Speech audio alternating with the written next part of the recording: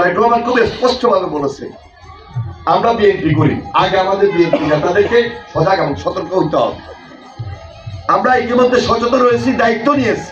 প্রত্যেকটা নেতা কর্মী কেউ যদি বিএনপির নাম ব্যবহার করে কোনো ব্যক্তিগত ফায়দা নিতে চায়, ফায়দা নিয়ে অপকর্ম করার চেষ্টা করে, তাকে বিএনপিতে রাখার কোনো সুযোগ নাই।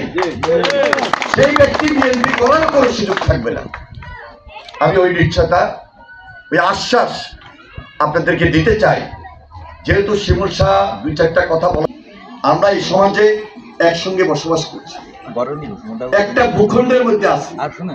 এই বাংলাদেশে ভূখণ্ডের মধ্যে ধর্ম, বর্ণ, গোষ্ঠী নির্বিশেষে যারা বসবাস করি সবাই বাংলাদেশী।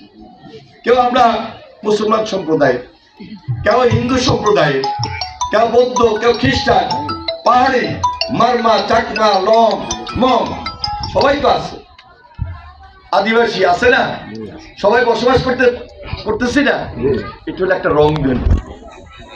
রংধনু যেমন 7টা রং, এই বিএনপি রাজনীতির মধ্যে ওই রংধনুটা আছে। সব ধর্মের মানুষকে সম্মানের জায়গা আমরা রেখেছি, এবং এটা জিয়া রহমানের রাজনৈতিক দর্শন।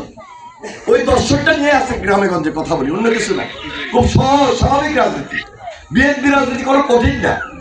হানাহানি নাই, মারামারি নাই, কানাকানি নাই, লুটপাট নাই, ফাঁসিবাদী কোনো শাসন নাই, ফ্যাসিস্ট ভূমিকা অবতীর্ণ হওয়ার কোনো সুযোগ নাই, স্বৈরাচারী মনোভাবের কোনো লক্ষণ নাই, কর্তৃত্ববাদী হুমকি দামকি নেতাগিরি মোড়লগিরি বিএনপির রাজনীতিতে নাই, ভবিষ্যৎ এটা থাকার কোনো সুযোগ নাই।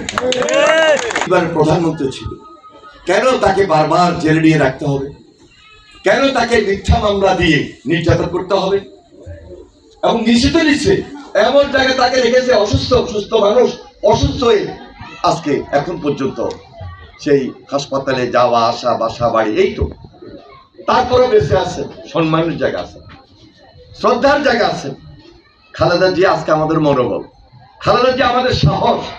ওই প্রেরণা থেকেই আজকে আমরা সবাই এখন ঐক্যবদ্ধ হয়েছি, এবং এই ঐক্যটা শুধুই ঐক্য। এই ঐক্যের মধ্যে থাকলে কেউ কোন সম্প্রদায়ের কাউকে আঘাত করার কোনো সুযোগ পাবে না, করতেও হবে না।